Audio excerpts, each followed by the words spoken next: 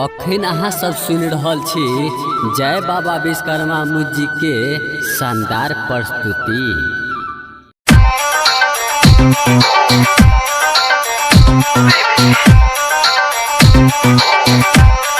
biharmasti.in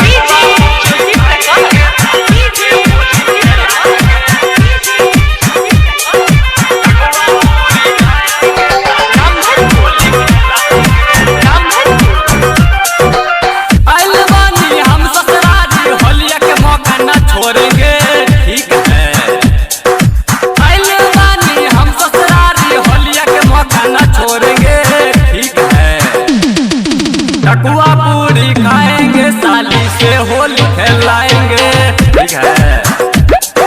thekua पूरी खाएंगे साली से होली खेलाएंगे, ठीक है। साली बड़ी प्यारे बारे कोई तैयारी बारे, ठीक है। साली बड़ी प्यारी बारे कोई तैयारी बारे होलिया में ललका रंगबा मंगले बारे, ठीक है। कहे जी जाइबो बच के न जइबो होली में ललका रंग से लहइबो, ठीक है। सास ससुर सरहजन के संग ही कराई मचल छनकाएंगे, ठीक है। सास ससुर सरहजन के संग ही कराई मचल छनकाएंगे, ठीक है।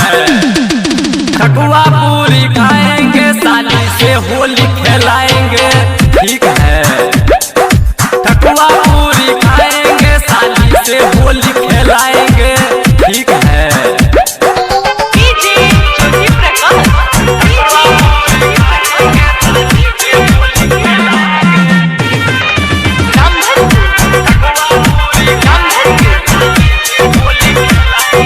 हो तो जगीरा उड़ता अगीरा, ठीक है।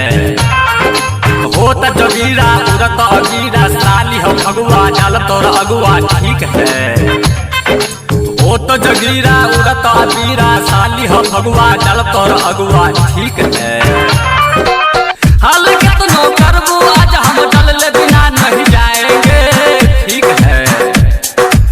हाल कितनो करबू आज हम डलले बिना नहीं जाएंगे, ठीक है।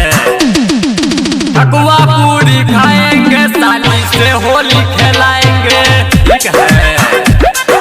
ठकुआ पूरी खाएंगे साली से होली खेलाएंगे, ठीक है।